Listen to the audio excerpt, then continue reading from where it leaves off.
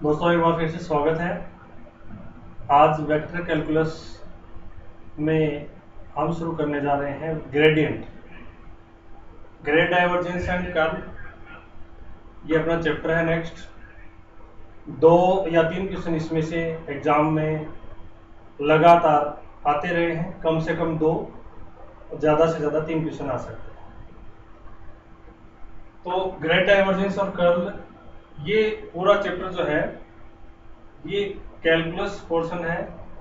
केवल कैलकुलेशन ज़्यादा होगी इसके अंदर, थ्योरी बहुत कम है। एक सिंपल सा ऑपरेटर है, उस ऑपरेटर से इनकी शुरुआत होती है इस चैप्टर की।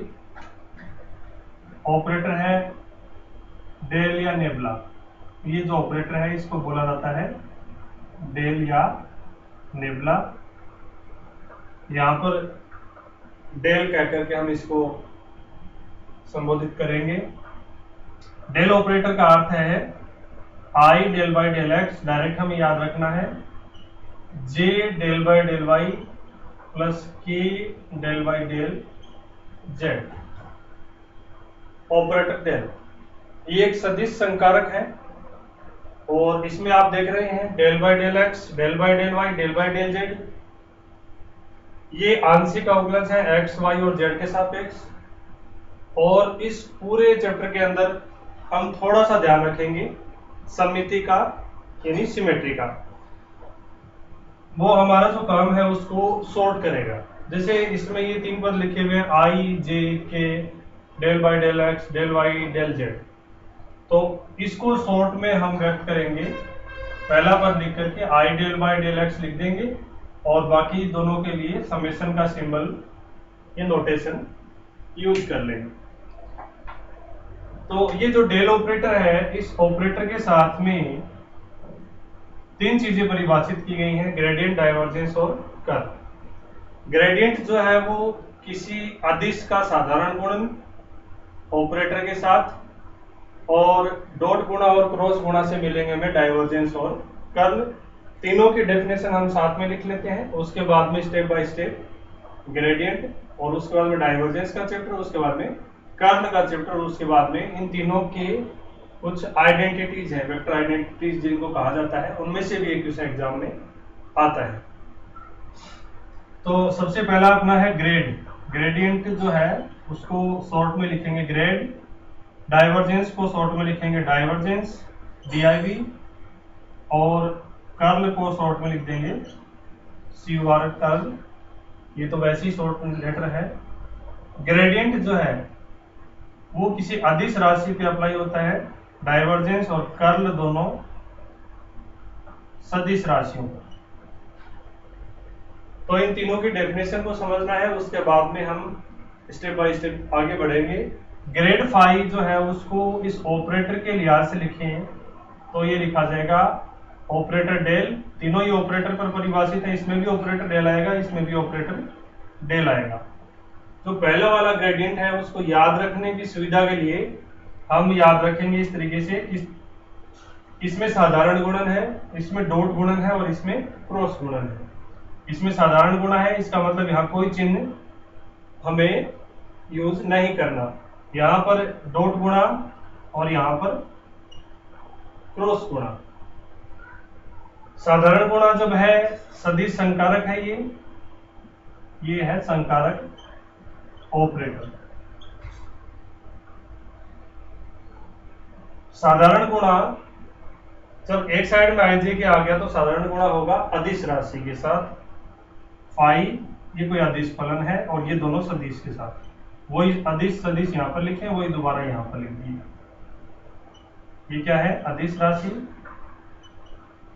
और ये दोनों सदिश।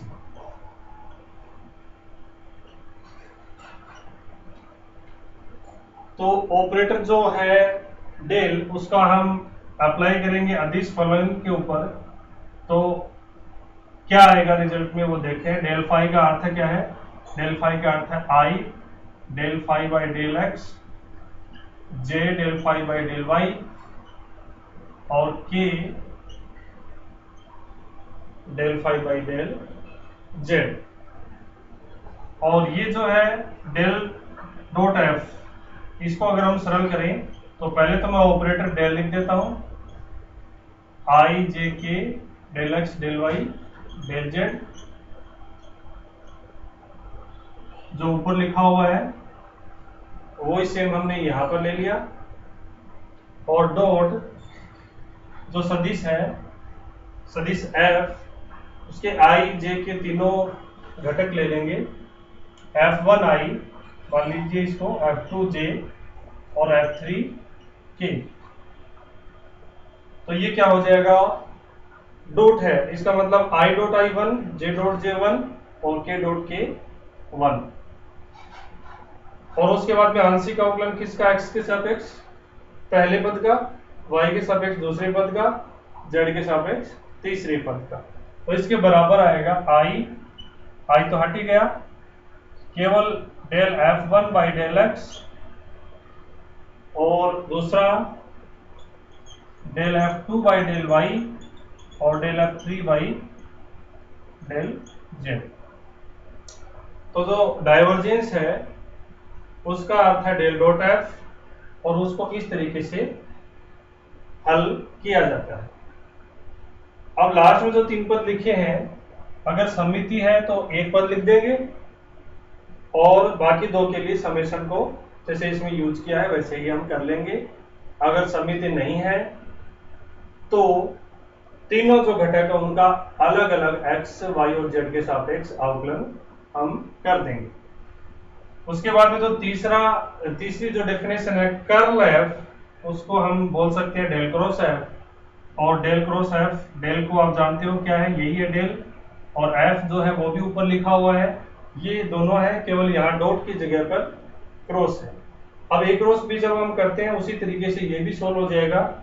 ये होगा डेल क्रॉस f के बराबर, मैं डायरेक्ट लिखा हूं ऊपर इन दोनों की हेल्प से, i j k, जो पहला डेल ऑपरेटर है यही है, और इसके तीनों घटक यहाँ पर हमें मिल लिखने हैं, del by del x, del by del y, del by del z, और जो दूसरा यहाँ पर सदिश है उसके तीनों घटक भी यहाँ पर सीधे आ जाएंगे, f1, f2, f3, और इसको सोल्व कर लिया जाएगा जैसे हम सारणिक हल करते हैं उसी तरीके से। तो ये तीन हमारे पास में है, ग्रेडियंट, डाइवर्जेंस और कर्ल। इन तीनों में से दो क्वेश्चन लगभग एग्जाम में मिल जाते हैं। तीनों की डेफिनेशन हमने लिखी, ये साधारण गुणन है। फाई जो है साथ में आप लिख सकते हो, एक तो इसके अंदर ये लिख सकते हो कि अगर समिति हमें मिल गई है तो केवल एक पहला पद हम लिख दें और बाकी दोनों के लिए समेशन का नोटेशन यूज कर लें। तो इसको शॉर्ट में ऐसे लिख सकते हैं, इसको भी लिख सकते हैं और इसको भी यूज कर सकते हैं हम शॉर्ट में समेशन के माध्यम से। लेकिन ये तभी होगा जब सिमेट्रिसिटी होगी, फंक्शन एक जैसा ही वो उस टाइम पर।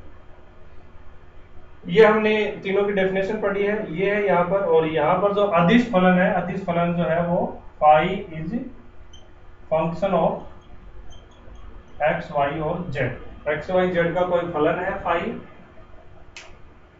ओवरऑल ये तीनों डेफिनेशंस हैं। ग्रेडियंट से अब दोबारा शुरुआत करेंगे हम, इसे क्वेश्चन एग्जाम में किस तरीके से बनते हैं वो सब पढ़ेंगे। ये एक ऑपरेटर है और ये डेफिनेशन हटा करके अब हम शुरू करते हैं। वेक्टर कैलकुलस के अंदर जो संकारक है वो, और संकारक के आधार पर ग्रेड, डाइवर्जेंस और कर्ल परिभाषित किए गए हैं। अब हम वापस स्टार्टिंग में आ जाते हैं और सबसे पहले हमारा जो पॉइंट है वो पढ़ते हैं हम ग्रेड, जिसको हिंदी में कहते हैं प्रवणता, इंग्लिश में है ग्रेडियंट और हिंदी में प्रवणता। और ग्रेडियंट का अर्थ क्या है, यदि फाई एक्स वाई जेड अदिश फलन हो तो ग्रेड ऑफ फाई किस तरीके से परिभाषित होगा, डेल फाई। यानी ग्रेड फाई का अर्थ हुआ कि आप ऑपरेटर डेल के साथ फाई का साधारण गुणा करें और उसके बाद में लिख दें। ये जो लिखा हुआ है ये दोनों ही दोबारा लिखे हैं मैंने, और यही सेम आएगा i del phi by del x, j del phi by del y और k del phi by del z, या फिर i del phi by del x और इसका समेशन। ये ग्रेडियंट की डेफिनेशन मैंने लिख दी। एक और बात आपको इसमें ध्यान रखनी है, वो ये है कि जब आप ग्रेड अप्लाई करते हो किसी अदिश राशि पर अप्लाई होता है और रिजल्ट में हमें क्या मिलता है, ये मिलता है। तो ये कैसा है, सदिश, क्योंकि आई जे की दिख रहे हैं आपको इसमें, ये वेक्टर है, यानी अदिश पे अप्लाई होता है और रिजल्टेंट परिणाम में क्या होता है, सदिश। ऐसे ही यहाँ पर डाइवर्जेंस और कर्ल जो दोनों हैं वो दोनों अप्लाई किस पर होते हैं, एक सदिश राशि पर।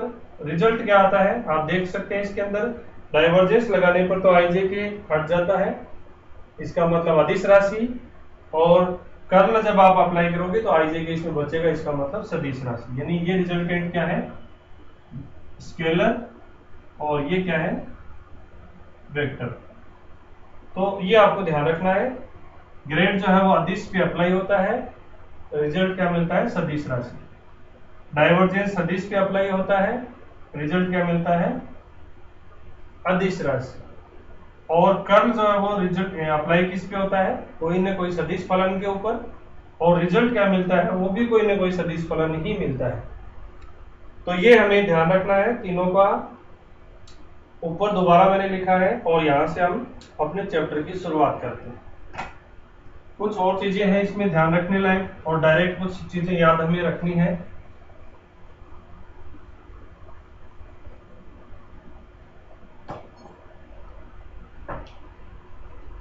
सबसे पहले कोई भी सदिश फलन किस तरीके से व्यक्त किया जाता है, वेक्टर कैलकुलस के अंदर सदिश फलन जो है, कोई भी सदिश फलन ये आर के द्वारा व्यक्त किया जाता है, और इसका मतलब यहां पर है x i plus y j plus Z, ये सदिश फलन है। ये हमें डायरेक्ट याद रखना है, अगर आपको आर लिखा हुआ मिल जाए तो आप उसको क्या मानकर चलेंगे, x i plus y j plus Z, और इसका मापांक जो है क्या होगा, इन तीनों का स्क्वायर करके उनको जोड़ना है और रूट करना है, उसको स्मॉल आर से व्यक्त किया गया है, x square plus y square plus z square का रूट। तो ये दो चीजें हमें डायरेक्ट याद रखनी है। थोड़ा सा इसमें और है, r square equal to x square plus y square plus z square, इसको ऐसे भी लिखा जा सकता है। और शॉर्ट में अगर हम बोले तो ये जो आर है, यहां पर आप इस चीज को नोट करें, ये जो आर है सिंपल आर, जो मापांक वाला आर है, जो सदिश नहीं है, वो क्या है, वो है function of x y z. X y z का कोई अदिश फलन है, अदिश फलन है। अदिश फलन है तो जब भी आपको ग्रेडियंट अप्लाई किया हुआ मिलेगा तो ये तो वेक्टर है, सदिश है, और ग्रेड किस पे अप्लाई होता है, ग्रेड किस पे अप्लाई होता है, अदिश राशि पे, अदिश फलन पर। ये अदिश फलन है, अगर आर लिखा हुआ मिल जाए तो इसका मतलब अदिश फलन के ऊपर, यानी किसके ऊपर ग्रेडियंट अप्लाई किया हुआ है, और रिजल्ट जो आता है वो क्या है, सदिश। ये हमें याद रखना है, बिल्कुल आसान है। और इसमें कुछ नोटेशन है, इसका आंशिक अवकलन हम अगर करें, जैसे मैं लिखता हूं partial differentiation with respect to x, तो इसमें लेफ्ट साइड में आता है 2r del r by del x, और राइट साइड में आता है 2x। तो इसको और थोड़ा सा सोल्व करें तो इससे हमें रिजल्ट मिलता है del r upon del x equal to क्या होगा, x अपॉन में r, x अपॉन में r। तो ये हमें डायरेक्ट याद रखना है। इसी की समिति से वाई और जेड के लिए भी रिजल्ट लिख सकते हो आप। क्या होगा, del r upon del y equal to y upon r, और del r upon del z equal to z upon r. ये हमें डायरेक्ट याद रखने हैं, हमारे क्वेश्चन में काम आएगा। क्वेश्चन में काम कैसे आएगा उसकी हम शुरुआत करते हैं। और आपको जो इसमें याद रखना है उसके मैं बॉक्स लगा देता हूं, ये आपको याद रखना है। और ये जो लिखा हुआ है del r by del x equal to x upon में आर, और साथ ही में ये भी आपको याद रखना है, आर स्क्वायर का मतलब क्या होता है, x square plus y square plus z square. अब हम शुरुआत करते हैं अपने क्वेश्चंस की, किस तरीके से क्वेश्चन आएंगे एग्जाम में, किस तरीके से हमें अटेम्प्ट करना है, कौन से तरीके से हम जाएं जल्दी से जल्दी हमारा क्वेश्चन हो जाए। देखते हैं, आगे बढ़ते हैं। अब अगर आपके सामने ये लिखा हुआ है, क्वेश्चन ले रहे हैं हम, और इसका जो रिजल्ट है उसको डायरेक्ट एज फॉर्मूला याद हमें रखना है, वो बहुत सारे क्वेश्चन करने में काम आएगा। जैसे मैं आपको बोलता हूं फंक्शन ऑफ आर,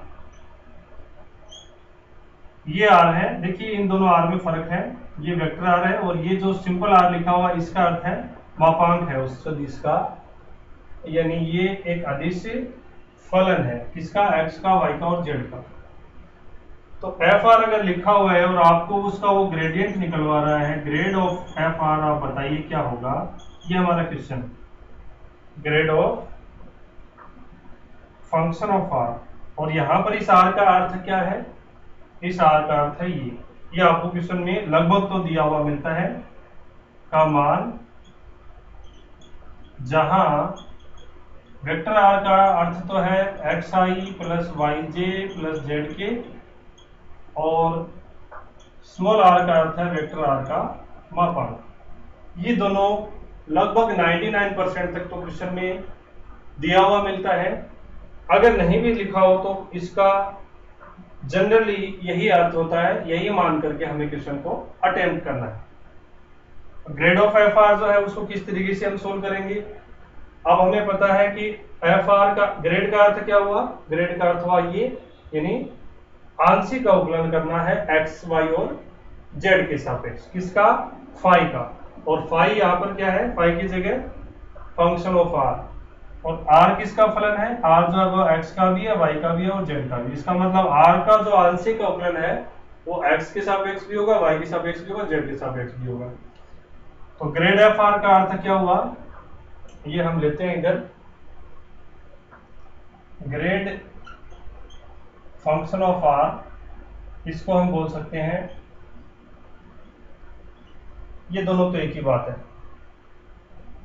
अब इसका डेल का अर्थ क्या हुआ, इसका अर्थ हुआ i del by del x of f r, और हमें पता है कि आर जो है वो एक्स वाई जेड का सममित फलन है, x square y square z square, यानी एक्स वाई जेड के एक जैसे पद, एक ही घात के पद आ रहे हैं, तो हमें पूरा लिखने की जरूरत नहीं है, खाली एक समेशन का नोटेशन हम यूज कर लेंगे।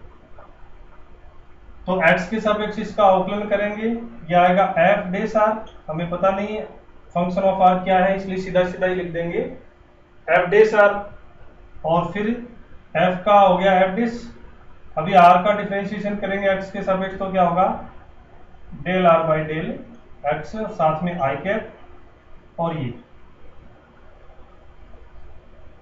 तो आप देख रहे हैं del r by del x मिला हमें पहले पद में।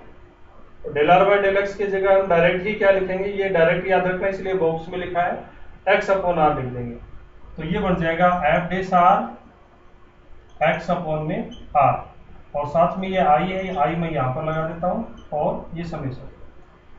अब समेशन का अर्थ ये हुआ कि आप इसी की समिति से बाकी के दोनों पदों और लिख सकते हैं, तो उन दोनों में भी आप देखोगे क्या आएगा, f dash r x i upon में आर पहला पद, f dash r y i upon में आर ये आएगा दूसरा पद, और f dash r z i upon में आर ये आ जाएगा तीसरा पद। ये हमने लिख दिया समिति से। अब आप देख रहे हो तीनों के अंदर एफ डे आर कॉमन आ गया और बचता क्या है ऊपर x i plus y j plus z k और अपॉन में r. X i plus y j plus z k ये क्या हुआ, ये हुआ वेक्टर आर। तो आप यहां लिख सकते हो vector r f dash r into में वेक्टर आर और अपॉन में स्मॉल आर। और हमें पता है कोई भी सदिश के अंदर उसके मापांक का भाग देते हैं तो उसके संगत इकाई सदिश हमें रिजल्ट में मिलता है। यानी आर में उसके मापांक आर का भाग दिया, सदिश आर में मापांक आर का भाग दिया, तो इसको हम लिख सकते हैं इसके संगत इकाई सदिश यानी r cap f dash r into में आर कैप। जो लास्ट वाला रिजल्ट हमें मिला है इसको हमें याद रखना है एक फॉर्मूले की तरह एच फॉर्मूला, और इसकी हेल्प से हमारे बहुत सारे क्वेश्चन हो जाएंगे। ये सारा भी आपको याद रखने की जरूरत नहीं है, सोल्व करने की जरूरत भी नहीं है, केवल आपको एक चीज याद रखनी है, क्या ग्रेड ऑफ एफ आर बराबर क्या होगा एफ डे आर इंटू में आर कैप। और आर कैप आप जानते हो कोई भी सदिश में उसके मापांक का भाग देने पर मिलेगा उसके संगत इकाई सदिश यानी आर कैप। तो जो रिजल्ट है जो हमें याद रखना है मैं ऊपर ही ऊपर लिख रहा हूं, यहां पर ये है grad of f r equal to ये मिलेगा हमें एफ डे आर इंटू में आर कैप। ये हमें एज फॉर्मूला ही याद रखना है।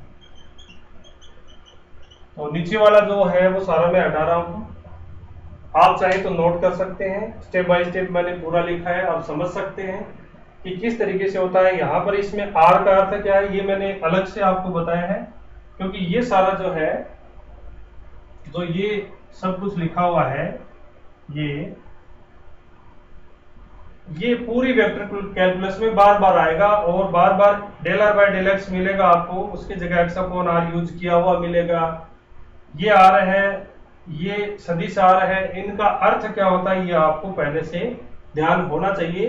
ये बार बार हर क्वेश्चन में आएंगे तो क्वेश्चन में आपको न तो लिख करके देगा न ही आपको बताया जाएगा कि क्या चीजें हैं, आपको खुद ही इनको ध्यान रखना होगा। बिल्कुल आसान है। कोई भी सदिश फलन x i plus Y ji plus Z के उसको व्यक्त किया वेक्टर आर से, उसका मापांक ऐसा होता है और उसका आंशिक अवकलन करने पर ऐसे रिजल्ट आते हैं और ये रिजल्ट हमारे डायरेक्ट हमें यूज करने हैं। जैसा इस क्वेश्चन में हमने किया, ये है तो क्वेश्चन ही लेकिन हमें फॉर्मूला की तरह इसको याद रखना है। बहुत सारे क्वेश्चन हमारे डायरेक्ट हो जाएंगे। ये शॉर्ट ट्रिक है, ये आप मान सकते हो कि ये शॉर्ट मेथड है। बहुत सारे क्वेश्चन होंगे, अभी देखते हैं किस तरीके से होंगे। आप देखोगे तो बहुत काम की चीज है। अगर ये इतना सा फॉर्मूला ही अगर हम याद रख लेते हैं तो आर के फॉर्मेट में जितने भी क्वेश्चन आते हैं वो सारे के सारे आप आसानी से कर दोगे। ये इसका डिटेल है, ऊपर मैंने इसका रिजल्ट लिखा है। अब मैं कुछ क्वेश्चन लेता हूं, ये सॉल्यूशन मैंने हटा दिया है और अब मैं अलग अलग टाइप के कुछ क्वेश्चंस लेता हूं। आप देखेंगे कि बहुत काम की है, शॉर्ट ट्रिक है। क्वेश्चन लिया मैंने, क्वेश्चन नंबर 1, आप बताइए कि ग्रेड ऑफ साइन आर ये क्या होगा। तो आपको क्या करना है, हमें पता है कोई भी फलन के ऊपर अगर ग्रेडियंट अप्लाई होता है और वो फलन फंक्शन ऑफ आर है, जहां पर आर का अर्थ है ये दोनों, ठीक है। फंक्शन ऑफ आर अगर हमें मिलता है उस पर ग्रेडियंट अप्लाई होता है तो आपको सीधा सा एक फंडा याद रखना है, उसका अवकलन कर दो आर के सापेक्ष और संगत इकाई सदिश आर कैप साथ में लगा दो। आर कैप का अर्थ क्या है आप जानते ही हो, तो इसका सॉल्यूशन क्या होगा, साइन आर का अवकलन कोस आर और इनटू में आर कैप। बस आंसर आ गया। अब हो सकता है ऑप्शन में आपको कोस आर इंटू में आर कैप नहीं मिल करके कोस आर इंटू में आर कैप की जगह कोई भी इकाई सदिश की परिभाषा लगा करके ये दे दे। ये हो सकता है cos r इंटू में r कैप हमारा आंसर है ऊपर वाले फॉर्मूले से, और या फिर cos r इंटू में वेक्टर r अपॉन में उसका मापांक। तो ये बहुत आसान है। और अगला क्वेश्चन लेते हैं। अगर आपको पूछा है ग्रेड, हमेशा ग्रेड ऐसे लैंग्वेज में लिखा हुआ GRAD लिखा हुआ ही मिले जरूरी नहीं है, जैसे ये भी मिल सकता है आपको ग्रेड का, इसका भी अर्थ ग्रेड ही है। अगर आप डॉट और क्रॉस नहीं लगाते हैं तो इसका भी अर्थ क्या है, grade. Grade of log are जैसे आ गया तो इसका मतलब ये दोनों सेम है, ग्रेड फाई या डेल फाई, बीच में क्या है, कोई चिन्ह नहीं है, साधारण गुणन है, वो दोनों एक ही बात होते हैं। तो ग्रेड ऑफ लॉग आर इसमें पूछा गया है, वही काम अपना, इसका अवकलन कर दो और साथ में आर कैप लगा दो, ये काम है, यही फॉर्मूला है। दिए गए फलन का अवकलन आर के सापेक्ष और इंटू में आर कैप, और फिर और सरल करोगे तो ये हो सकता है आर कैप की जगह आप इसको वापस यूज करो, तो वेक्टर आर अपॉन में आर स्क्वायर या फिर आर की पावर -2 इंटू में वेक्टर आर। रिजल्ट में आपको इनमें से कोई सा भी लिखा हुआ मिल सकता है, ये भी सही है, ये भी सही है, ये भी सही है। ऑप्शन आपको किसी भी तरीके से बनाए हुए एग्जाम में मिल सकते हैं। तो देख रहे हो आप, बहुत आसान है। और कुछ क्वेश्चन करते हैं, ग्रेड के अंदर आगे बढ़ते हैं।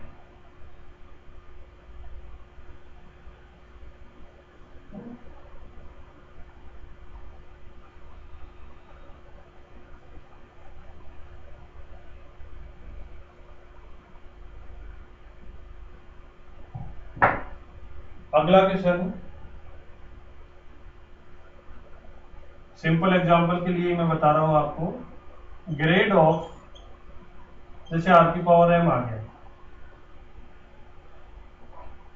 केवल जो बॉक्स लगा हुआ है वो एक ही याद रखना है आपको, जहां भी आर मिल जाए आपको यही अप्लाई करना है। ये भी एक क्वेश्चन ही है, लेकिन मैं आपको एज ए फॉर्मूला कह रहा हूं इसको याद रखने के लिए, क्योंकि इसके हेल्प से बहुत सारा काम हमें नहीं करना पड़ेगा, शॉर्ट ट्रिक में हमारे सारे क्वेश्चन हो जाएंगे जो आर के रूप में आते हैं। तो ये जो क्वेश्चन आर की पावर m, तो आप बताइए क्या होगा, वो अप्लाई करके बताइए। बहुत आसान है, आप इसका अवकलन कर दो, m r m-1 कर दिया अवकलन, और साथ में आर कैप लगा दो। अब हो सकता है कि ऑप्शन ऐसा नहीं मिले, तो कैसा मिले, फिर ऐसा मिल सकता है m r m-1 और इस आर कैप की जगह सदिश आर बटा उसका मापांक। हो सकता है ऐसे भी लिखा हुआ नहीं मिले, तो ये जो नीचे आर की पावर 1 है, ये इसको ऊपर ले जाएंगे तो -1 होगा, तो ये -1 -2 हो जाएगा, तो ये हो जाएगा m r m-2 इंटू में वेक्टर आर। ऑप्शन में आपको किसी भी तरीके से लिखा हुआ मिल सकता है, ये भी सही है, ये भी सही है, और ये भी सही, और बहुत आसान है, याद रखना भी बहुत आसान है। ग्रेडियंट ऑफ कोई भी फंक्शन ऑफ आर बराबर क्या होता है, एफ आर। मैं बार बार इसके तरफ आपको लेके जा रहा हूं ताकि आप ट्यूनिंग बैठा पाओ कि इस एक शॉर्ट ट्रिक से बहुत सारे क्वेश्चन अप्लाई सीधे ही हो जाएंगे, हमारे शॉर्ट में हो जाएंगे, पूरा हमें आउटलाइन करने की जरूरत नहीं पड़ेगी। तो आप सोचिए, अगर ये इस तरीके से हम नहीं करते तो फिर कैसे करते, मैं थोड़ा सा आपको बताता हूं, आप कंपेयर कर पाओगे। ग्रेड ऑफ आर की पावर m बराबर, इसका अर्थ हुआ डेल ऑफ आर की पावर m। मैं इसको सीधा सोल्व करता हूं, इसको मैं सीधा सोल्व कर रहा हूं, उस सब को गायब मान लो आप कि वो है ही नहीं। अगर डायरेक्ट हमें करना पड़ता किससे, डेफिनेशन अप्लाई करके, तो कैसे होता, डेल ऑफ आर की पावर m इक्वल टू, इसका अर्थ है i del by del x plus j del by del y plus k del by del z of r की पावर m, और इक्वल टू ये होगा i del by del x of r की power m, j del by del y of r की power m, k del by del z of r की power m। और ये जो r है, इस r का अर्थ है यहाँ पर x square plus y square plus z square का रूट, इस r का ये अर्थ है। तो 3 पद आ गए, कोई दिक्कत नहीं, हम केवल एक पद को सोल्व करेंगे। हम चाहें तो थोड़ा सॉर्ट कर सकते हैं, यहाँ पर इन दोनों को नहीं लिखे हम, और केवल ये x वाला लिख करके इसकी क्या कर दें, समेशन का नोटेशन यूज कर लें। तो क्या होगा देखिए, i del by del x of, यहाँ पर लिखा जाएगा x square plus y square plus z square का रूट, और उसकी पावर कितनी, m, यानी m/2। और इसका आंशिक अवकलन करो आप, तो ये होगा m/2, और इस ब्रैकेट की पावर m/2 माइनस 1, ये होगा। और फिर उसके बाद में एक्स स्क्वायर का आंशिक अवकलन 2x, वाई स्क्वायर और जेड स्क्वायर का x के सापेक्ष आंशिक अवकलन 0, और साथ में i, ये 2 से 2 कैंसिल हो जाएगा, और ये जो है m/2 माइनस 1, और साथ में x इंटू में i, xi को अलग ले लीजिए, और m और x square plus y square plus z square, ये 2 वापस अंदर डाल दीजिए रूट के रूप में। कैसे होगा देखो, यहाँ पर ये 1 है, इसको लिख देंगे 2/2, तो ये बटा 2 जो है वो रूट के रूप में आ गया, और यहाँ पर ऊपर क्या रह गया, m-2 और xi मैंने लास्ट में ले लिया, ये बन गया वापस r, इसकी जगह लिख देंगे r, ये बन जाएगा m/m-2 और समेशन xi। फिर समेशन को ओपन करेंगे, क्योंकि समेशन तो वैसे यहां पर था और ये पता है, तो दूसरे वाले में क्या आएगा, m/m-2 yj आएगा, फिर तीसरे में z क्या आएगा, फिर सबको मिला करके m/m-2 कॉमन लेंगे, और फिर अंदर ब्रैकेट में रहेगा xi plus yj plus zk, और फिर आएगा m/m-2 इंटू में वेक्टर r, इसको वेक्टर r हम बोलते हैं। ये थोड़ा सा 2-4 मिनट तो हमारे लगे, लेकिन कंपैरेटिवली हमने देख लिया कि ये क्वेश्चन इस तरीके से होता, और अगर इसको शॉर्ट ट्रिक के रूप में हम यूज करते हैं तो ये सीधा हमें एक ही लाइन में आंसर दे देता है, जो आंसर हमारा लास्ट में अवकलन करते करते फिर आता, और वो भी हमने एक ही पद का अवकलन किया है।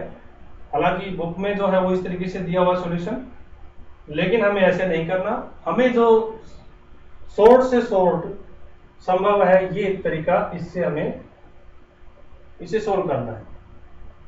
तो ये हो गया कंप्लीट, ये केवल समझाने के लिए आपको बताया था कि सीधा कैसे होगा, डेफिनेशन अप्लाई करते हैं, और शॉर्ट ट्रिक में कैसे होगा, और वापस अपनी उसी जगह पर पहुंच जाते हैं। इसको मैं हटा देता हूं,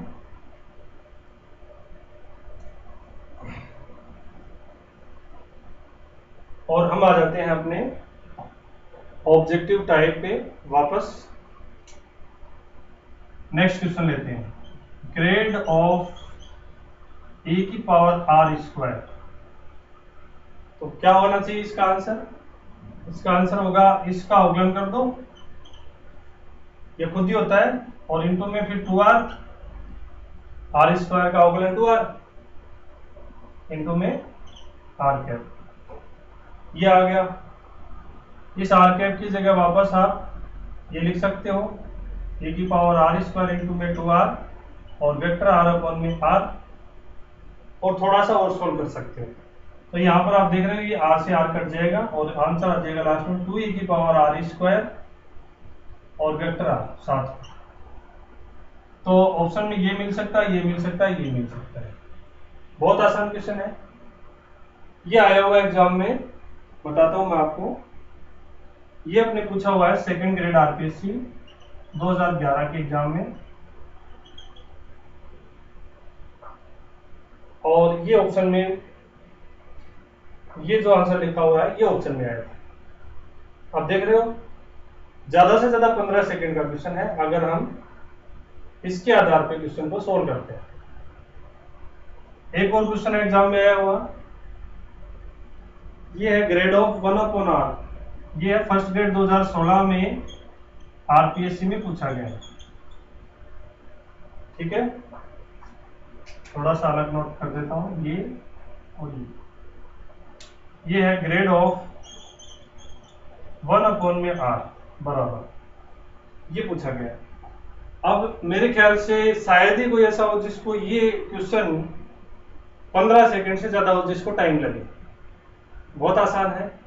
जैसे हमने ये सारे क्वेश्चन किए, 1 2 3 4, ये 5वां क्वेश्चन है। फर्स्ट ग्रेड के एग्जाम में व्याख्याता भर्ती परीक्षा में ये क्वेश्चन पूछा हुआ है, ग्रेडियंट ऑफ 1/r। तो क्या होगा, ये होगा, हमें क्या करना है, इसका अवकलन करना है। बस सीधा सीधा अपना यही फंडा है, दिए गए फलन का अवकलन कर दीजिए और आर कैप लगा दीजिए साथ में। 1/r का अवकलन -1/r² इंटू में आर कैप। लेकिन ऑप्शन में ये नहीं था तो और सरल कर लेंगे, -1/r² इंटू में वेक्टर r/r, इस आर कैप की जगह, और ये r³ हो गया, तो -1/r³ वेक्टर r, ये था ऑप्शन में। तो चारों ऑप्शन है, उसमें सदिश r लिखा हुआ मिलेगा या फिर आर कैप लिखा हुआ मिलेगा। तो वो हमें अपने आप में पता लग जाएगा ऑप्शन देख के कि हमें किस वे में आगे बढ़ना है। ये आया 2 स्टेप का क्वेश्चन है, फर्स्ट ग्रेड 2016 के एग्जाम में, बहुत आसान क्वेश्चन। और कुछ क्वेश्चन लेते हैं, लगभग तो इस टाइप के हमने कर लिए हैं। और कुछ क्वेश्चन लेते हैं, जैसे अपनी प्रैक्टिस के लिए है, grad of r⁴ equal to क्या होगा। ये भी ग्रेड है, ये भी ग्रेड है, क्या होगा,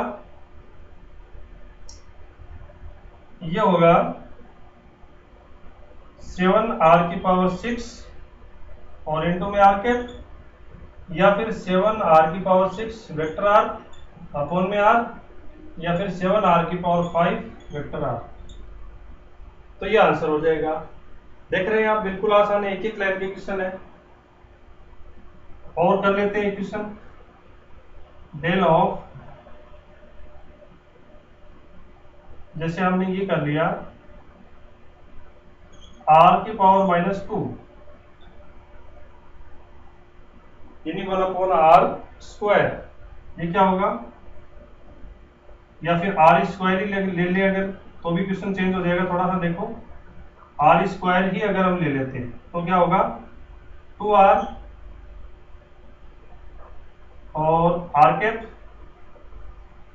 फिर 2r वेक्टर r अपॉन में r, वेक्टर r, ये स्मॉल r कैंसिल आउट हो जाएगा और ये 2 और सदिश r मिल जाएगा। ऑप्शन में हो सकता है कि ऐसा हुआ लिखा हुआ मिल जाए 2xi + yj + zk, तो ये गलत थोड़ी है, ये भी सही है। तो हम देख पा रहे हैं कि बहुत ही काम का फॉर्मूला है। 2 बार एग्जाम में इसमें से क्वेश्चन भी आ गया डायरेक्ट ही, और सभी के लिए करने लायक क्वेश्चन ये ग्रेजुएशन वाले पोर्शन में बन जाता है, बिल्कुल आसान। और आगे बढ़ते हैं,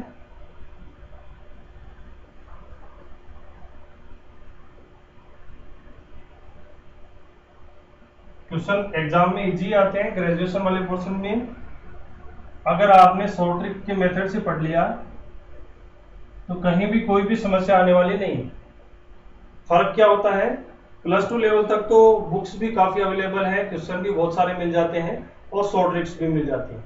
ग्रेजुएशन वाले में शॉर्ट ट्रिक्स नहीं मिलती, वो हमें स्टडी करके अपने आप ही देखना पड़ता है, या फिर जैसे आप हमसे पढ़ रहे हो तो उस तरीके से आप शॉर्ट ट्रिक जो पहले हम बना चुके हैं वो आपको प्रोवाइड करवा देते हैं। आगे बढ़ते हुए क्वेश्चन लेते हैं, जैसे ये तो सारे हमने किए, इनमें ग्रेडियंट हमने सोल्व किया है, फंक्शन ऑफ आर थे सभी के सभी पद जो अभी किए हमने, सारे के सारे जो क्वेश्चन थे फंक्शन ऑफ आर के लिए ग्रेडियंट हमें फाइंड आउट करवाया था। आगे बढ़ते हैं, इसमें जैसे फंक्शन ऑफ आर नहीं आए, एक क्वेश्चन है उसमें दिया हुआ है अदिश फलन φxyz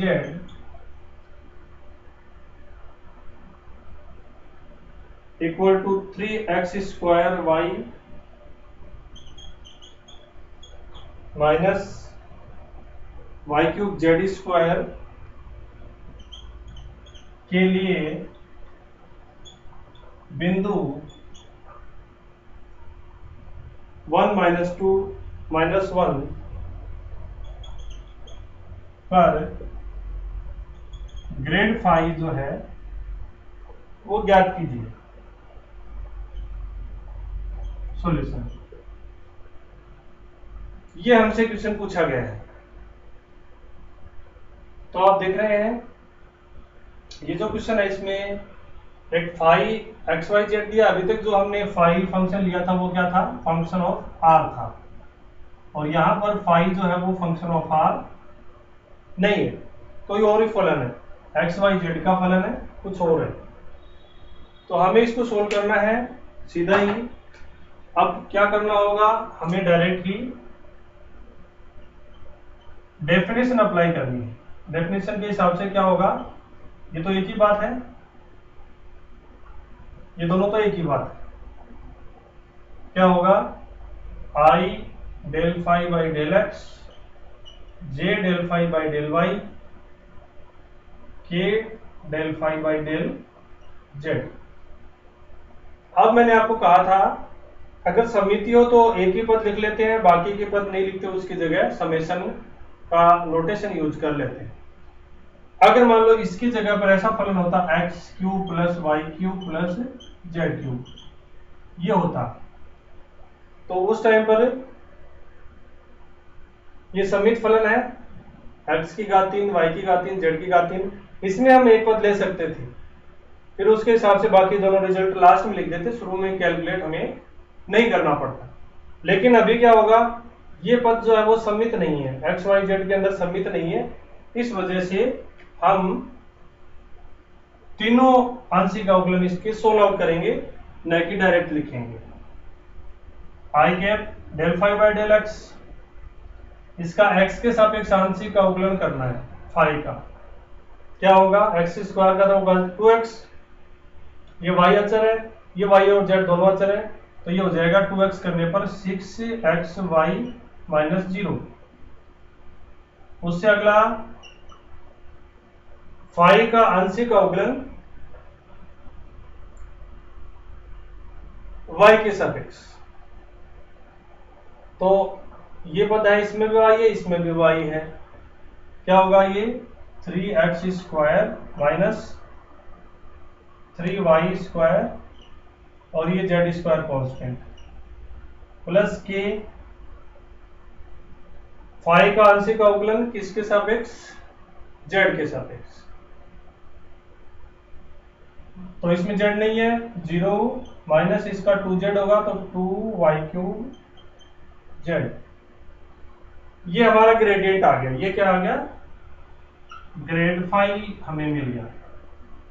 लेकिन ग्रेड फाई वो पूछना चाहता है हमें पर्टिकुलर किसी पॉइंट पे जिसमें एक्स वाई और जेड के कुछ मान है, तो हम क्या करेंगे, ये मान इसमें रख देंगे, यानी ये जो ग्रेड आया ये हमें चाहिए 1 - 2 - 1, इस बिंदु पर चाहिए, यानी 1 - 2 - 1 at point this, find grad find कर लेते हैं। 6xy, देखो xy के दोनों मान हैं, दोनों को गुणा करेंगे तो माइनस का 2 और 6 ये आई तो माइनस का 12 आई। फिर यहां लिखेंगे हम x स्क्वायर का अर्थ है 1 का स्क्वायर यानी 3 रह जाएगा, माइनस वाई स्क्वायर और जेड स्क्वायर, तो वाई स्क्वायर होगा 4, जेड स्क्वायर होगा 1, 4 × 1 4 और 4 × 3 12, तो ये हो जाएगा 3 - 12, तो यहां पर मिलेगा हमें माइनस का 9 जी। और जो लास्ट में है 2y क्यूब जेड, इसमें आप y क्यूब का अर्थ हुआ -2 की घात 3 यानी -8, जेड का मतलब -1 यानी +8, +8 को गुणा करोगे 2 से 16 माइनस का 16 के, तो जो लास्ट में रिजल्ट आया ग्रेड फाई वो ये आया। तो आप देख रहे हैं क्वेश्चन तो आसान है, दो संभावनाएं हो सकती हैं आंशिक अवकलन करने में, या तो फलन सम्मित होगा या तो सम्मित नहीं होगा। अगर सम्मित है तो थोड़ा शॉर्ट में हमारा काम हो जाएगा। हमें केवल एक ही पद का अवकलन करना है, बाकी के रिजल्ट उसी प्रकार से लिखने हैं। जैसे जो आर के हम कर रहे थे फंक्शन ऑफ आर के पीछे, वो सम्मित फलन थे सारे, इसलिए वो सीधे सीधे जल्दी से हो गए। ये जो फलन मिल गया हमें सम्मित नहीं मिला, कोई बात नहीं, सम्मित नहीं मिला तो हम सीधा इसका ग्रेडियंट भी ढूंढ लेंगे आसानी से। हमें केवल अवकलन ही करना है और वो बिंदु रखने हैं। कैलकुलेशन में हमसे कोई मिस्टेक नहीं हो माइनस प्लस की। जैसे मान लो यहाँ पर गलती से -12 की जगह +12 हो जाए तो ये 15 आ जाएगा। ऑप्शन में वो 15 वाला आंसर भी मिलेगा। यहाँ गलती से माइनस प्लस की कुछ मिस्टेक हो जाए, बस उतना ध्यान हमें रखना होता है। और ये ग्रेड 5 का ऐसा क्वेश्चन है जिसमें फलन जो है वो सम्मित नहीं है। और कुछ क्वेश्चन करते हैं।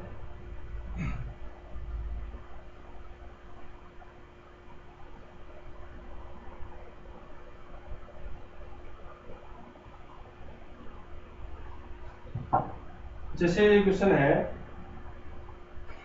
ये ऑब्जेक्टिव में इस टाइप के आपको मिल सकते हैं। Del of a dot r, जहां ए अचर फलन व आर जो है उसका अर्थ जो है वो आप सब जानते ही हो, वो क्वेश्चन में भी हमें दे दिया।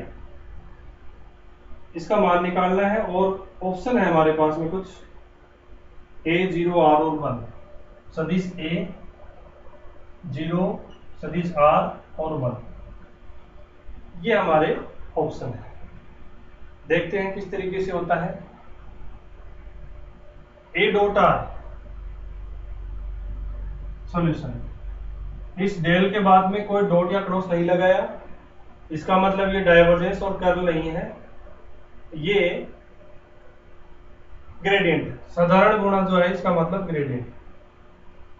a डॉट r क्या होगा, जैसे मान लीजिए a इक्वल टू है a1i a2j a3k और r इक्वल टू है xi plus yj plus zk। तो a डॉट r क्या होगा, a डॉट r हमें अगर डॉट प्रोडक्ट की डेफिनेशन पता है तो आसानी से हम निकाल लेंगे। a1x a2y a3z, आप देख रहे हो a1 a2 a3 x y z, इसमें एक समिति है। समिति है इसका मतलब हमें कैलकुलेशन पहले पद के लिए करनी है, बाकी दोनों को समेशन में लिख देंगे हम। a1x plus a2y plus a3z, तो ये क्या मिला हमें समेशन के अंदर a1x। ये क्या है, ये एक अदिश फलन है किसका, x y और z का, और अदिश फलन के ऊपर ग्रेडियंट अप्लाई किया हुआ, यानी del of del a dot r equal to क्या होगा। अब इसमें भी आप जानते हो ऑपरेटर जो है, संकारक जो है, उसमें i del y del x, j del y del y, k del y del z, ये तीनों पद आएंगे। लेकिन हमें समिति मिल गई तो हमें केवल एक ही पद लिखना है, i del y del x, और ये समेशन लगा दिया बाकी दोनों के लिए, और साथ में है a1x, ये पहला पद। तो आप इसका अवकलन कर दीजिए, क्या होगा a1x, x के सापेक्ष x का आंशिक अवकलन हो जाएगा 1, बचेगा खाली a1, तो ये पहले पद में बचेगा a1 और साथ में ये i है। अब आप देख रहे i चाहे इधर लगा दो चाहे इधर लगा दो, उससे कोई फर्क नहीं पड़ता, साधारण गुणन है, साधारण गुणन क्रम विनिमय होता है, क्रम बदल सकते हो आप। a1i, अब समेशन को हटाइए, तो पहले पद में a1i आया तो दूसरे में क्या आएगा a2j आएगा, और तीसरे में a3k आएगा, और इसका अर्थ वापस हमें रिजल्ट में क्या मिल गया, a1i a2j a3k, यही मिल गया। और इसकी जगह हम क्या लिख सकते हैं, वेक्टर a, तो ये हो गया वेक्टर a। तो हमारा आंसर कौन सा हुआ, ऑप्शन फर्स्ट जो है वो हमारा आंसर आ गया। और सोल्व किया मैंने अपनी तरफ से, स्टेप बाय स्टेप लिखा है। एग्जाम में अगर आप थोड़ा शॉर्ट में कर लोगे तो 2 स्टेप का ही क्वेश्चन है, ठीक है, लिख सकते हो आप। अगला क्वेश्चन हम लेते हैं, इसी से मिलता जुलता क्वेश्चन है, साथ में लिख देता हूं मैं। ये क्वेश्चन है a डॉट डेल इंटू में आर, इसके बराबर क्या है? तो आप देख रहे हो इस ए का अर्थ हुआ a1i plus a2j plus a3k dot del का अर्थ क्या हुआ? I del by del x j del by del y, हालांकि समिति है और साथ में वेक्टर आर। समिति है इस वजह से आप चाहो तो केवल एक ही पद लिख लो, तो इन दोनों का डॉट करेंगे तो आई डॉट आई तो हो जाएगा 1, ये बन जाएगा a1 del by del x, फिर a2 del by del y, a3 del by del z. तो समिति है इस वजह से मैं इसका पहला पद लिख लेता हूं, ये एक व्यंजक है, इसका पहला पद मैंने लिख दिया, बाकी दोनों के लिए क्या लगा दिया? समेशन का नोटेशन लगा दिया। और r जो है वो भी एक सदिश है, उसका भी पहला पद मैं लिख लेता हूं और बाकी दोनों के लिए लगा देता हूं मैं समेशन। कोई डॉट या क्रॉस तो है नहीं, साधारण गुणा है, तो साधारण गुणा और उसके अंदर अवकलन है, आंशिक अवकलन, इसका x का हो जाएगा x के सापेक्ष 1, क्या बचेगा? केवल i, और ओवरऑल मिलाकर बचेगा a1i। तो आप देख रहे हो समिति है, पहले पद में a1i आया तो दूसरे में क्या आएगा? a2j, और तीसरे में क्या आ जाएगा? a3k, यही बन जाएगा वापस, और वेक्टर a इसका आंसर। तो थोड़ा सा फर्क है, लेकिन सोल्व आप करोगे तो आपको आंसर निश्चित रूप से मिल जाएगा। विशेष कुछ है नहीं, सामान्य एक बार तो अवकलन करना है, आंशिक अवकलन, और साधारण गुणा करना। यहाँ पर डॉट गुणा था तो डॉट गुणा को हमने सोल्व करके लिख दिया। आगे बढ़ते हैं, एक क्वेश्चन और आया हुआ है, वो आर से रिलेटेड ही है, देखते हैं आप बता पाते हो क्या। ये अपने आरपीएससी कॉलेज लेक्चर 2016 के एग्जाम में है। मुझे उम्मीद है कि प्रत्येक स्टूडेंट ये क्वेश्चन कर देगा और विद इन 10 सेकंड कर देगा। आपको वही काम करना है, 10 सेकंड में हमारा आंसर आना चाहिए, वही चीज आप सीखने के लिए यहां पढ़ रहे हो। क्वेश्चन ये था, grad of f r cross vector r बराबर होगा। ऑप्शन में नहीं लिख रहा हूं, बहुत आसान है, आप सीधा ही आंसर बता सकते हो। ग्रेड ऑफ एफ आर, ये तो हमने फॉर्मूले के रूप में याद किया था भाई। क्या था ये था एफ डेस आर इंटू में आर कैप, और क्रॉस आर अपनी जगह पड़ा है, और इसको हम सोल्व कर सकते हैं। ये था एफ डेस आर और वेक्टर आर अपॉन में आर क्रॉस आर। ये अदिश राशि, ये अदिश राशि, दोनों सदिश हैं। तो आप देख रहे हो आर क्रॉस आर क्या होता है, दोनों एक समान हो जाते हैं, तो आई क्रॉस आई 0 होता है, जे क्रॉस जे 0 होता है, के क्रॉस के 0 होता है, आर क्रॉस आर भी 0 होता है। तो ये दोनों समान आ गए, इस वजह से इसका मान क्या आ जाएगा? 0। ये क्वेश्चन आया है कॉलेज लेक्चरर के एग्जाम में, जो हम बोलते हैं असिस्टेंट प्रोफेसर, वो एग्जाम में ये क्वेश्चन पूछा हुआ है ग्रेडियंट के चैप्टर से। और आप देख रहे हैं कि फिर इससे आसान और क्या होगा। चलिए आगे बढ़ते हैं, और कुछ क्वेश्चन लेते हैं। नेक्स्ट जो क्वेश्चन है ये अच्छा क्वेश्चन है, और मैं ऑप्शन भी साथ में लिखता हूं ताकि थोड़ा एग्जाम वाली फीलिंग आपको मिले। ये है, यदि ए अचर सदिश हो, ए अचर सदिश हो, कोई भी अचर सदिश होगा, और हो तो क्वेश्चन में पूछा है a dot del 1 upon r बराबर,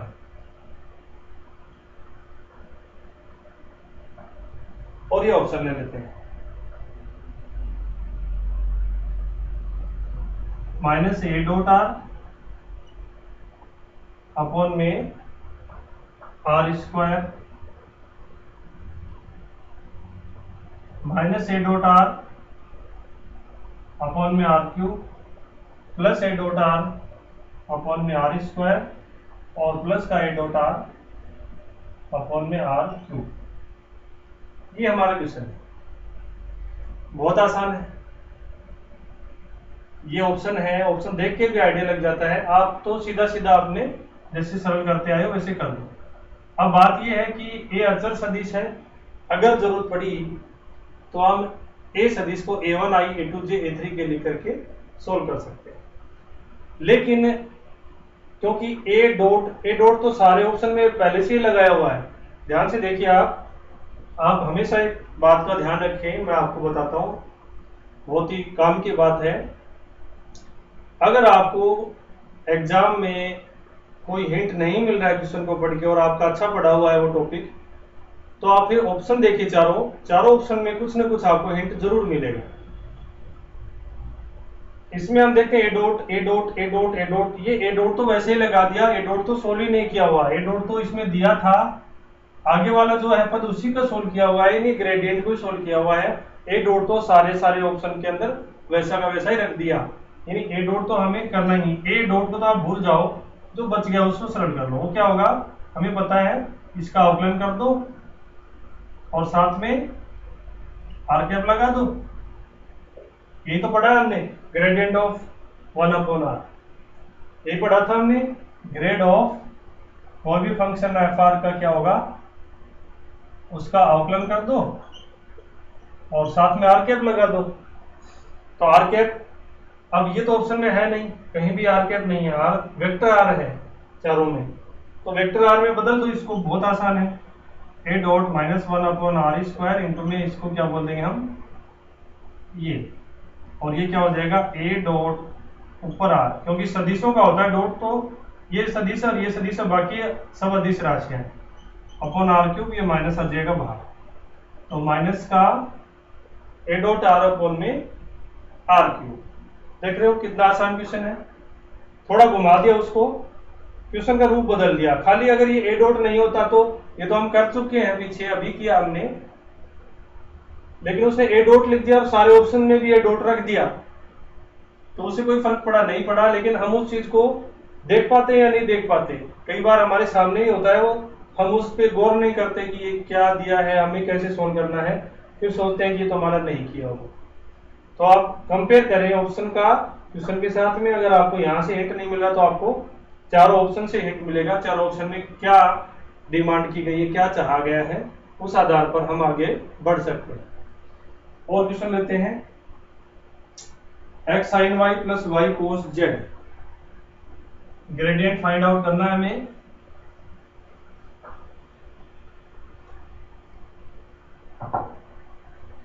यदि function of x y z equal to दिया हुआ है x sin y plus y cos z, तो ग्रेड फाई आपको बताना है, तो ग्रेड f का मान एट पॉइंट 000, ये हमें फाइंड आउट करना है। तो समिति है क्या इसमें, पहले तो ये देखिए आप, समिति नहीं है, एक्स वाई वाई जेड इस तरीके से लिखा हुआ है, एक में साइन है एक में कोस है, नहीं एक जैसे पद नहीं।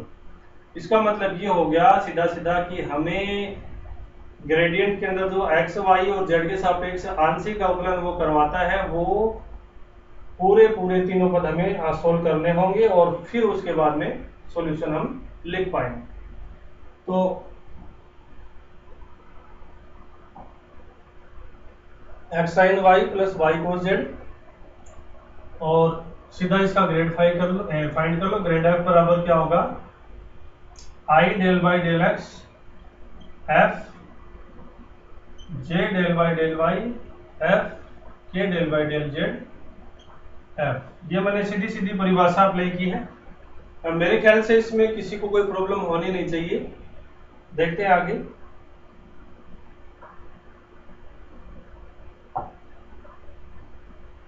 आई del f by del x j del f by del y k del f by del z, यानी फंक्शन जो एफ है ये है, इसका हमें एक्स के सापेक्ष आंशिक का अवकलन करना है। एक्स इसमें तो है नहीं, ये तो 0 हो जाएगा। इसमें केवल एक बार एक्स का अवकलन एक्स के सापेक्ष 1 हो जाएगा, यानी पहला पद क्या आएगा, साइन वाई इंटू में आई। अब आई चाहे इधर लगा दो चाहे इधर लगा दो, उससे कोई फर्क नहीं पड़ने वाला। यहाँ पर साधारण गुणा चल रहा है, डॉट और क्रॉस तो है ही नहीं। क्रॉस में नहीं लगा सकते, डॉट में भी कोई दिक्कत नहीं होती। एफ का वाई के सापेक्ष आंशिक अवकलन करना, वाई इन दोनों पदों में है तो इसका तो हो जाएगा cos y x cos y plus यहाँ पर y का 1 हो जाएगा तो cos z और j।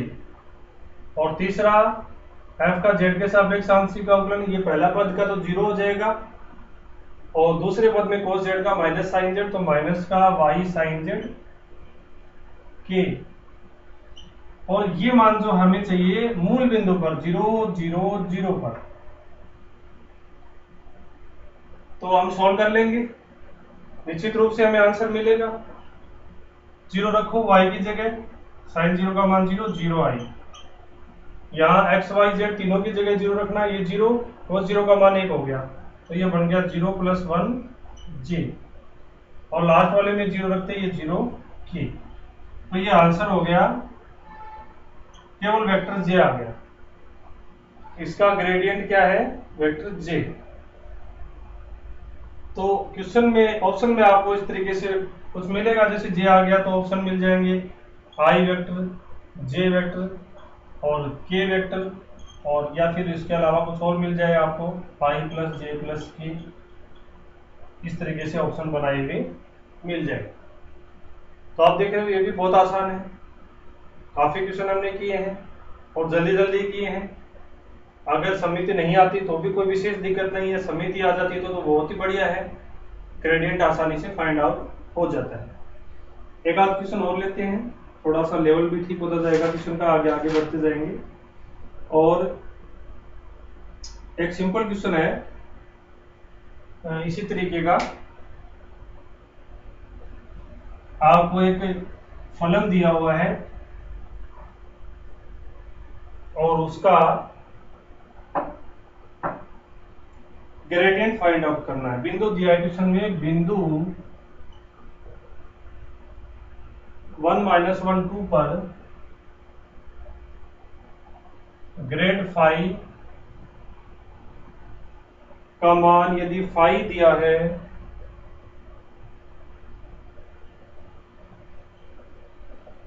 फाई जो एक्स वाई जेड का फलन है x³ - y³ + x² z।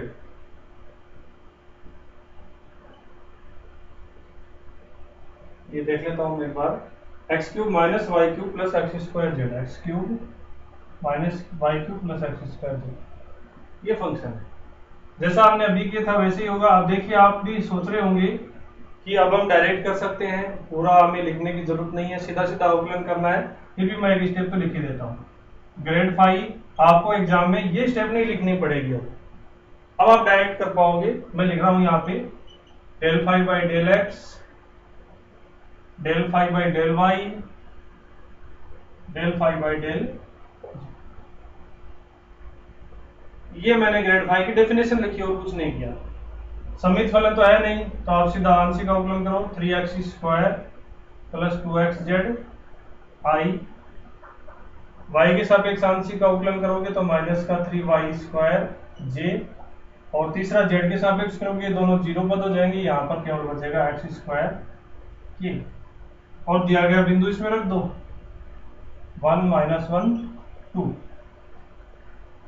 x की जगह 1 रखोगे तो ये हो जाएगा 3, और x और z करोगे तो 2, 2 × 2 4 और 3 7 i, पहला पद। आप देख सकते हो बहुत आसान है, गुणा भाग का जोड़ का काम है, इसलिए थोड़ा सा मैं जल्दी से बता रहा हूँ। काफी क्वेश्चन कर लिया हमने, अब आपने शायद कर भी लिया होगा अभी तक। y की जगह आप रखो -1 यहाँ पर तो बन जाएगा +1 तो माइनस का 3j, और लास्ट में x की जगह 1 रखोगे तो प्लस का k। ये सदिश आ गया ग्रेड फाई का मान। तो आप इसको ऐसे भी लिख सकते हो ग्रेड फाई लैंग्वेज में, या फिर ऑपरेटर लगा करके फाई। तो आप देख रहे हो फाई क्या था, अदिश फलन था। अदिश है क्या, फाई में क्या आपको ijk दिख रहा है, नहीं दिख रहा, तो ये अदिश फलन है। अदिश फलन के ऊपर हमने जैसे ग्रेडियंट अप्लाई किया तो हमें रिजल्ट क्या मिला, सदिश। यही हमने शुरू में पढ़ा था, लास्ट तक हमें यही चीज मिल रही है। तो आपने पढ़ा, बहुत आसान तरीके से हम क्वेश्चन कर पा रहे हैं, एग्जाम में भी ऐसे मिल सकते हैं आपको, या तो समित या सिमेट्रिक या फिर नॉन सिमेट्रिक। तो क्वेश्चन की बात यह है कि एग्जाम में जो 3 क्वेश्चन आए थे हमने किए वो तो बिल्कुल समिति वाले ही थे और बहुत ही आसान थे। उसके अलावा जो संभव थे ग्रेडियंट में से पूछे जाने वो हमने कर लिए, और नेक्स्ट जो अपना लेक्चर होगा उसमें इससे आगे बढ़ेंगे। उम्मीद है सबको अच्छे से समझ आया होगा और कुछ आपने ट्रिक्स भी सीखी होगी कि ग्रेडियंट का क्वेश्चन अगर एग्जाम में हमें मिले किस तरीके से हम उसको हैंडल करेंगे और जल्दी से जल्दी अपना आउटपुट 100% एफिशिएंसी के साथ में प्राप्त करेंगे। वो सब हमने इस आज के लेक्चर में सीखा। तो दोस्तों अगली क्लास में फिर मिलेंगे।